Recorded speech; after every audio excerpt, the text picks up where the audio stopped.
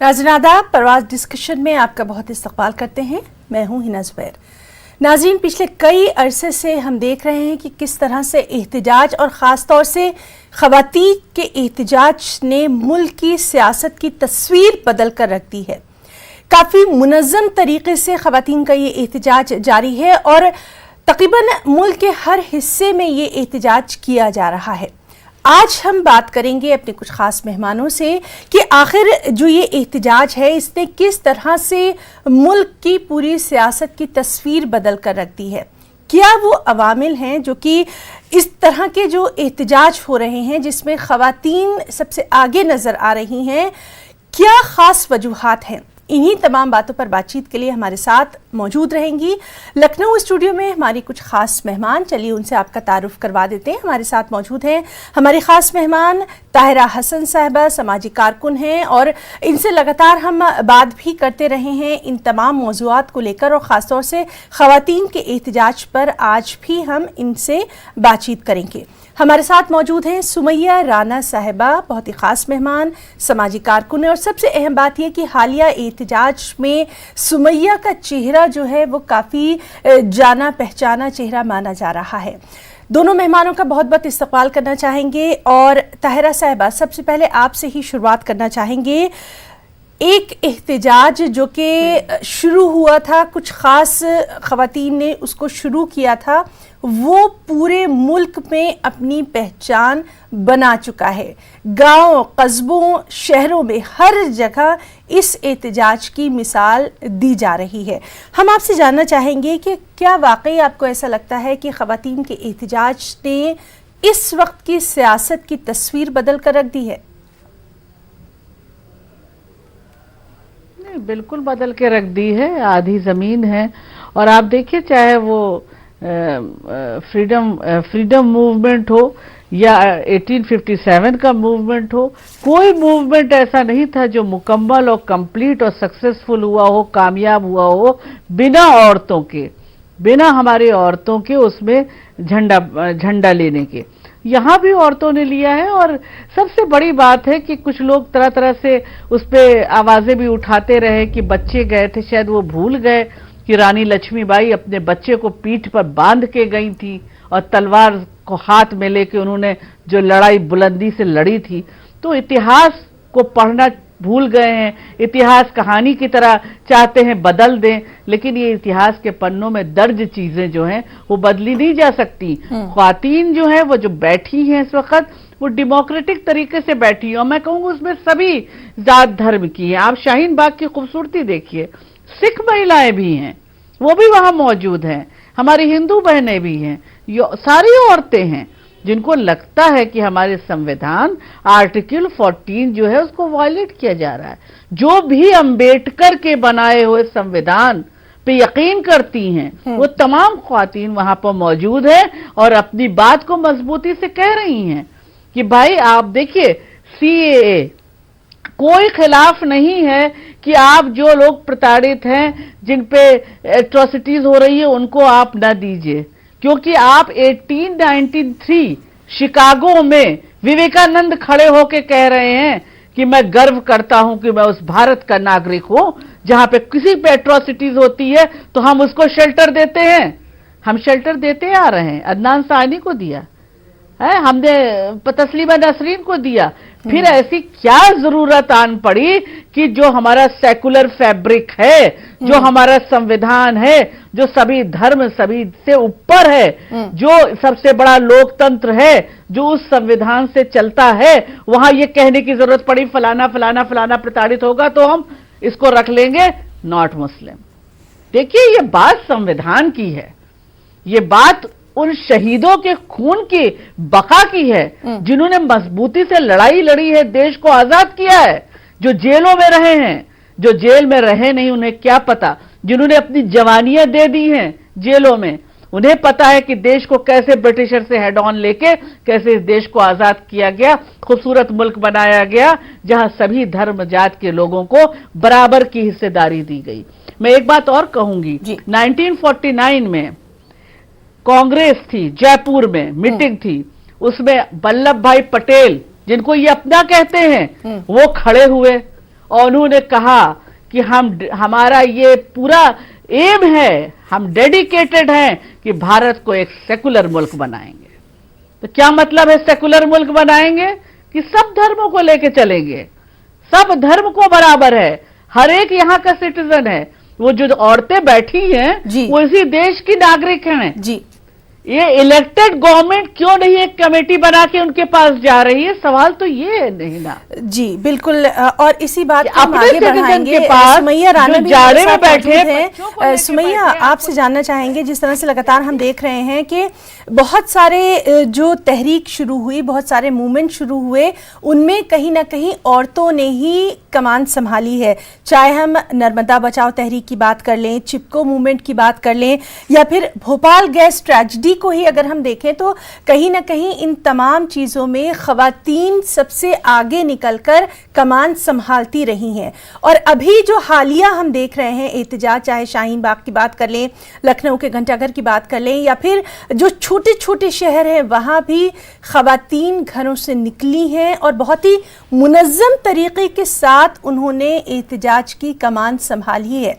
आप चूँकि ख़ुद इन तमाम एहतजाज का हिस्सा रही हैं, आपने बहुत करीब से इन तमाम चीज़ों को देखा है, क्या वो आप अवामिल देख रही हैं जो कि इतनी मजबूती के साथ ये ख़वातीन आज भी डटी हुई हैं? पहली बात। और दूसरी बात ये कि आपको लगता है कि क्या वाकई में मुल्क की सियासत में इसका असर देखने में आएगा या आ रहा है? सुमैया। जी बिल्कुल हिना, देखिए असरारुल हक वजाज का एक शेर है जो मौजूदा हालात को देखते हुए बिल्कुल सटीक बैठता है कि तेरे माथे पे ये आंचल बहुत ही खूब है, लेकिन तू इस आंचल का परचम बना लेती तो अच्छा था। आज महिलाओं ने, जो भी हमारे मुल्क के ख़वातीन हैं, वो किसी भी तबके, किसी भी धर्म, किसी भी ज़ात की हों, उन्होंने अपने आंचल को वाकई परचम बना करके लहराना शुरू कर दिया है। ये एक बहुत बड़ा बदलाव है मुल्क के अंदर। ख़ास तौर पर अगर हम बिल्कुल यहाँ पर मुसलमान महिलाओं की बात करें, जिनके बारे में हमेशा से ये कहा जाता रहा है कि ये पर्दे में रहती हैं, इनको घरों से बाहर नहीं निकलने दिया जाता है और वगैरह वगैरह, आज देखिए वो तस्वीर बिल्कुल बदल चुकी है। आज वो औरतें अपना हक लेना भी जान रही हैं, उसके लिए बाहर घरों से निकल रही हैं। और तारीफ की बात यह है कि जिन मर्दों के लिए ये कहा जाता था कि उनको तालों में रखते हैं, पर्दों में रखते हैं, आज वो सिनेरियो भी चेंज हो गया है। उनकी इजाजत से बाकायदा जा करके अपने हक की लड़ाई, अपने मुल्क और उसके आइन को बचाने की लड़ाई लड़ रही हैं। और ये एक बहुत बड़ी आहट है मुल्क में बहुत बड़े बदलाव की। मैं बहुत सालों से, ये अरसे से सुनती आ रही हूं कि इतने % रिजर्वेशन हो, इतने % महिलाओं को पार्टी टिकट दे। आज मजबूरी हो जाएगी कि खवातीन का उसमें जो है दखल इतना अपने आप बढ़ गया कि कुछ ऐसा सीन बना मुल्क में कि जहां पर एहतजाज की शक्ल इतनी बड़ी हो गई और जिसको लीड सिर्फ महिलाएं कर रही हूं, तो अब इनको किसी से हिस्सा मांगने की जरूरत नहीं। अपने आप एक ऐसे हालात पैदा हो गए हैं कि ये उसमें बराबरी की हिस्सेदारी में आ चुकी हैं। तो मुझे इस बात की बहुत खुशी है। देखिए, अभी तायरा जी ने जैसा बताया कि पिछले, अगर आप आजादी के बाद से ले लें, जितने भी आंदोलन हुए या उससे पहले और चले जाए, जितनी डायनेस्टीज होती थी जहां पर तमाम राजाओं में, और जैसे रानी लक्ष्मीबाई की हम लोगों ने बात की, नवाबों के दौर में आए तो बेगम हजरत महल की बात कर लें, और भी इस तरह से तमाम है। इन लोगों का नाम आज भी लोगों की जबान पे रहता है। इन लोगों ने एक नई क्रांति लाने की किसी भी हाल में मर्दों से पीछे नहीं रही। अगर गोलियां भी खानी हुई तो उसके लिए पेश रही आगे।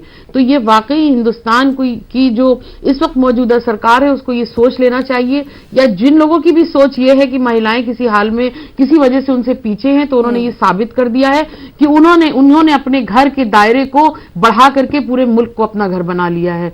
आज वो घर के दायरे से नहीं निकली हैं, उन्होंने अपना दायरा बढ़ा लिया है। अब वो घर के अंदर महदूद ना होकर के वो पूरी हिंदुस्तान उनका दायरा है और वो निकल करके अपने हक की लड़ाई में। सुमैया, क्या चीज आप इसमें देख रही हैं? खास वो कौन सी चीज है? जिस तरह से कहा जाता है कि एक औरत में सब्र का मादा सबसे ज़्यादा होता है, सबसे बड़ी तकलीफ वो सहती है, मुस्तकिल मिजाज भी होती है। ये बातें हम सुनते आ रहे थे, लेकिन अब जो एहतजाज हो रहा है उसमें ये तमाम चीज़ें अब सामने आ रही हैं और वाकई में एक बहुत ही मुनज़्ज़म तरीके से ये एहतजाज जो है ये देखा जा रहा है। क्या कहेंगी? देखिए ना, ये सारी जो खूबियां आपने बताई उसमें एक खूबी रह गई, वो है मैनेजमेंट की। मैनेजर भी बहुत बेहतरीन होती है महिला। देखिए उसके ऊपर भले वो घर के बाहर हो, जब कोई एक खातून घर से निकलती है किसी जॉब के लिए, किसी काम के लिए, आम जिंदगी में, तो भी उसका पूरा ध्यान अपने घर पे लगा रहता है कि बच्चे कैसे होंगे, खाना बना कि नहीं बना, मेड आई कि नहीं आई, ये सारी चीजें भी दिन भर चलती हैं। उसके बाद भी उसने घर भी मैनेज किया। एहतजाज ऐसा कि जो 24 घंटों का एहतजाज हो, तो 24/7, यानी ये एक बहुत बड़ी वाकई जिम्मेदारी थी। लेकिन क्या खूब जिम्मेदारी निभा रही हैं ये महिलाएं कि जिन्होंने घर में बच्चों को स्कूल भी भेजना है, एग्जामिनेशंस का वक्त शुरू हो गया है, उनको एग्जाम के लिए भी प्रिपेयर करना है और उसके बाद मुल्क को भी बचाना है। तो मेरे पापा का एक शेर है कि मुझे घर भी बचाना है, वतन को भी बचाना है, मेरे कांधे पे जिम्मेदारियां दोनों तरफ से हैं। तो बहरहाल इसके लिए वाकई मुबारकबाद हिंदुस्तान की तमाम वो खवातीन जो इस वक्त अपने हक की लड़ाई के लिए, अपने मुल्क की लड़ाई के लिए, अपने वजूद की लड़ाई के लिए सड़कों पर है। जी ताहिरा साहब, आपसे भी इसी तरह से हम जानना चाहेंगे, जिस तरह से हम लगातार देख रहे हैं कि बहुत सारे एहतजाज इससे पहले भी हमने देखे और आगे भी होते रहेंगे, लेकिन ये जो ख़ास एहतजाज हो रहा है जो कि पूरी दुनिया में हिंदुस्तानी ख़वातीन की ताकत बन गया है और उनको पहचान दिला रहा है, इसमें इतना लंबा वक्त जो गुजरता जा रहा है, सब्र भी उतना ही बढ़ता जा रहा है। आप भी शायद इस बात से मुत्तफिक होंगी कि कहीं ना कहीं हम ये देख रहे हैं कि बहुत सारी चीज़ें आई, बहुत सारी रुकावटें आई, बहुत सारे बयानात भी उन्होंने झेले, लेकिन सब्र जो है वो उतना ही बढ़ता जा रहा है। इसकी क्या खास वजह आप मानेंगी खवातीन के लिए? देखिए, इसकी वजह है कि ये समझने की जरूरत है कि वो खवातीन जो लड़ रही हैं, वो महिलाएं, वो औरतें हमारी, जो मैं जिनके हौसलों को सलाम करती हूँ। आप सोचिए, टेम्परेचर 7, 8, 5 टेम्परेचर में भी वो बैठी रही और बहुत डेमोक्रेटिक तरीके से अपनी लड़ाई लड़ती रही। हाँ। वो सही मायने में नेशनलिस्ट हैं, देशभक्त हैं। अब मुझे लगता है ये वाली जो डेफिनेशन है, इसको खूब ठीक से याद कर लेना चाहिए लोगों को, जो देशभक्ति की बात करते हैं। इसे वो राष्ट्रवाद की बात जो अपने डेमोक्रेसी पे यकीन करती हैं, जो सबसे बड़े लोकतंत्र पे अपने गर्व करती हैं, फख्र करती हैं, वो लोकतांत्रिक तरीके से बैठी हुई हैं और अपनी बात कह रही है इलेक्टेड गवर्नमेंट से। यही तरीका होता है लोकतंत्र का।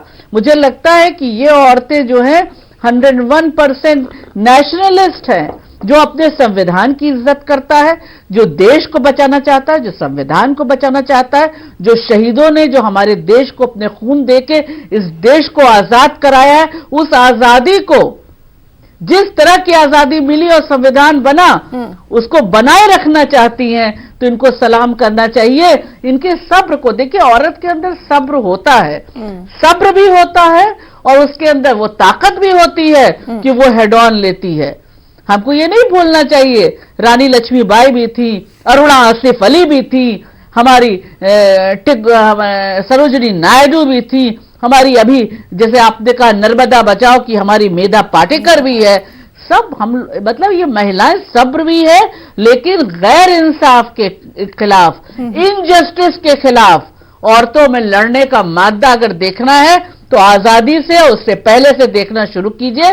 औरतें हमेशा इनजस्टिस के खिलाफ मजबूती से खड़ी हुई हैं और ताहिरा उसी साहब, की वजह है इसी यहाँ पर हम हमारी आगे बढ़ाना औरतें जो है वो ताहिरा साहब, जिस तरह से कहा जा रहा था, खास तौर से अगर हम शाहीन बाग का यहाँ पर जिक्र करें तो ये कहा जा रहा था कि बिल्कुल जहरीले बयानात उनके लिए आ रहे थे, लेकिन जब वहां पर इलेक्शन हुआ, दिल्ली का जब हमने देखा पोलिंग डे था, कतारों में सबसे ज्यादा हमें वही खवातीन वहां पर निकल कर दिखाई दी जिन्होंने अपने एक एक वोट की कीमत पहचानी, जिन्होंने ये साबित कर दिया कि वो हिंदुस्तान की जमहूरियत में यकीन रखती हैं और इसीलिए उन्होंने अपना वोट भी दिया है।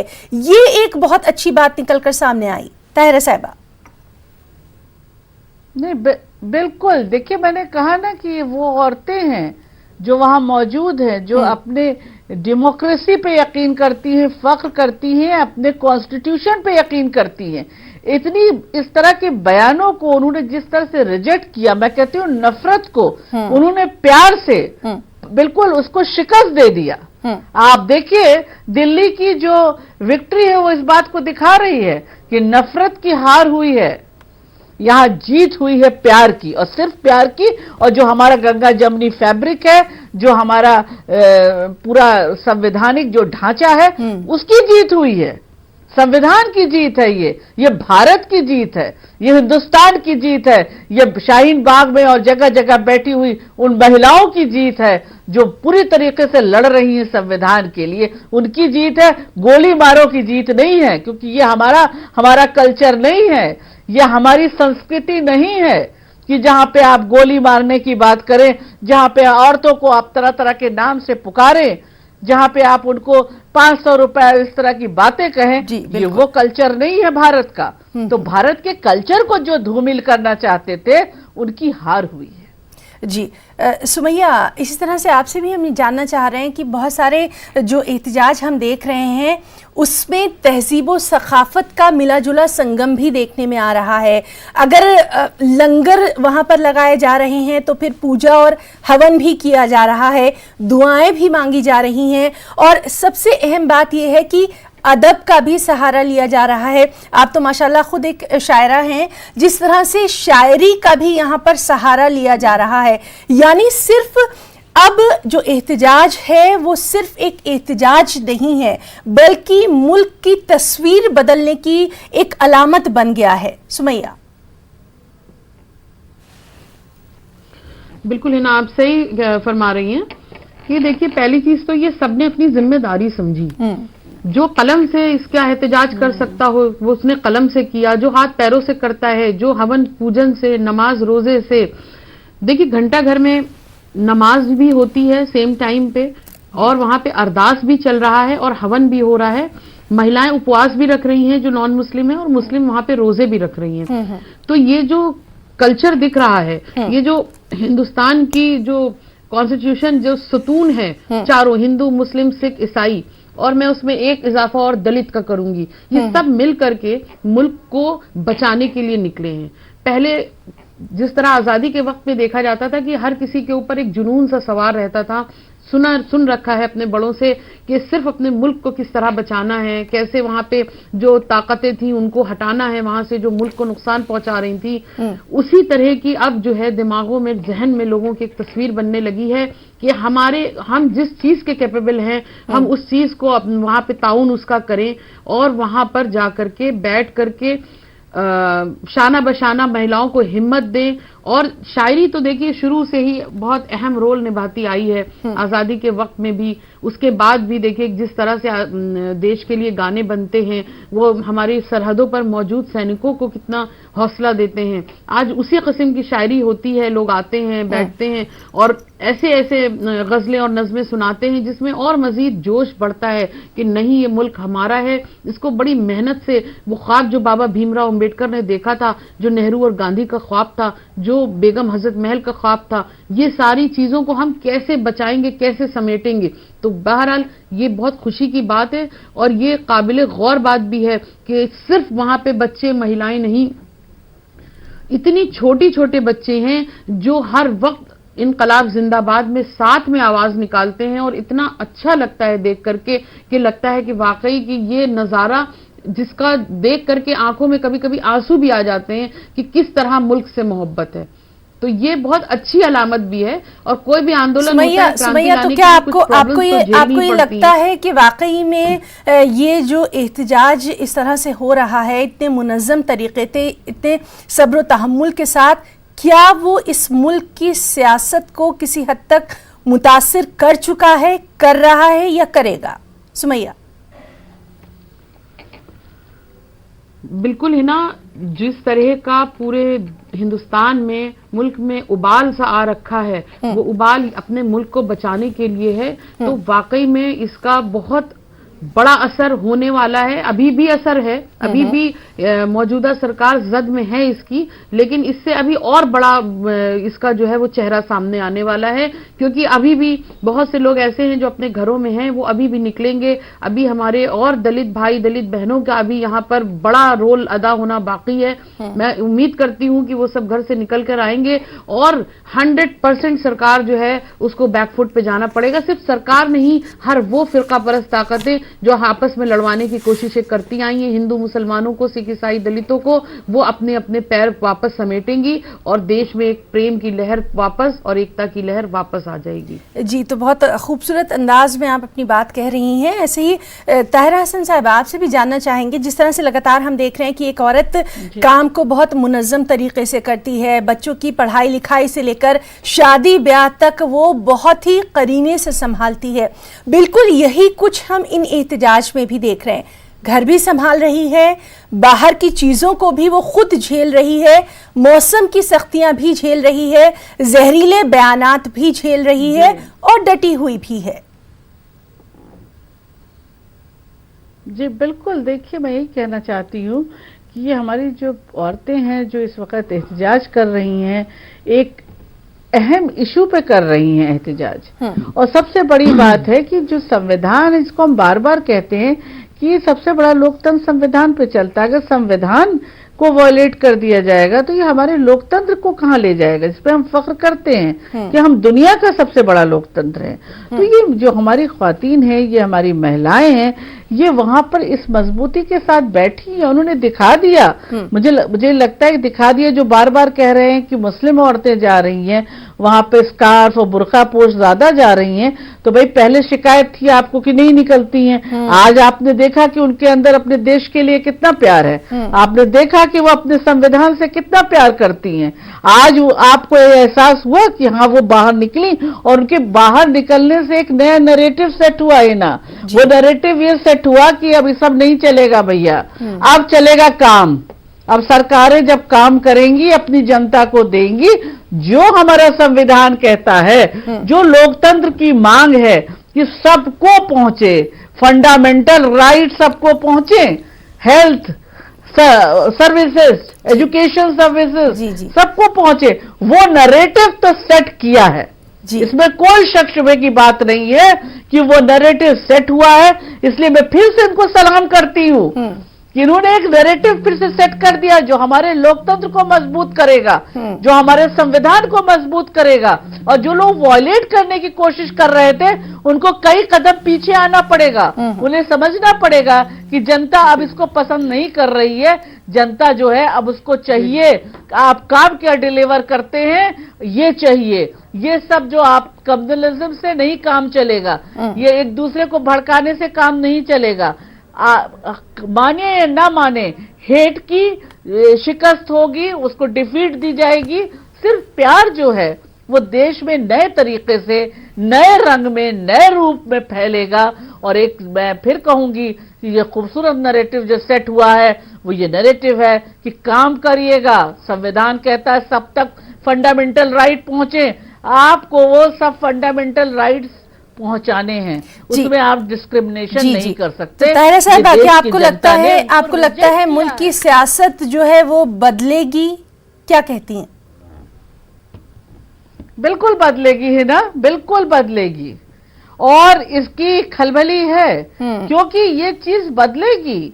और हर जो एक हमारी जनता है, देश की जनता है, वो भी समझ रही है कि हाँ अब डिलीवर करना पड़ेगा, अब एजुकेशन देना पड़ेगा, अब सरकारी स्कूल बेहतर करना पड़ेगा, जहां गरीब के बच्चे भी पढ़ के। अब ये नैरेटिव नहीं चलेगा नफरत वाला, अब गोली मारो, ये करो, ये सब नहीं चलेगा। इसको रिजेक्ट कर दिया उन्होंने, कहा भैया हमारी संस्कृति नहीं है। और ताहिरा साहब, यहाँ पर एक और बात काबिले गौर है, जब हम लोग इस बारे में बात कर ही रहे हैं कि कोई एक चेहरा या एक लीडर बन के यहाँ पर नहीं उभरा। सब अपनी अपनी लीडर खुद हैं, चाहे वो छोटी बच्ची हो, नौजवान लड़की हो या फिर हमारी दादियां हो, सब अपनी लीडर बन के उभरी हैं। ये खूबसूरती है ना शाहीन बाग की है।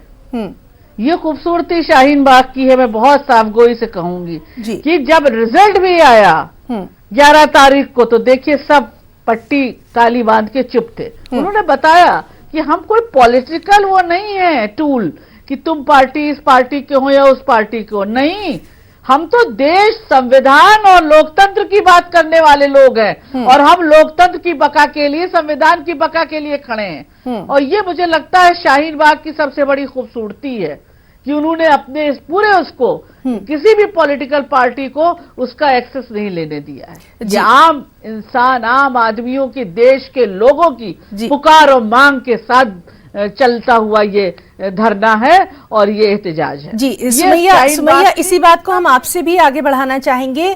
कोई एक चेहरा नहीं है बल्कि सिर्फ हिंदुस्तान आगे रहा। बिल्कुल, बहुत खूबसूरती। जी हिना, बिल्कुल ये, क्योंकि किसी एक के होने से ना आंदोलन होता है ना कोई क्रांति आ सकती है।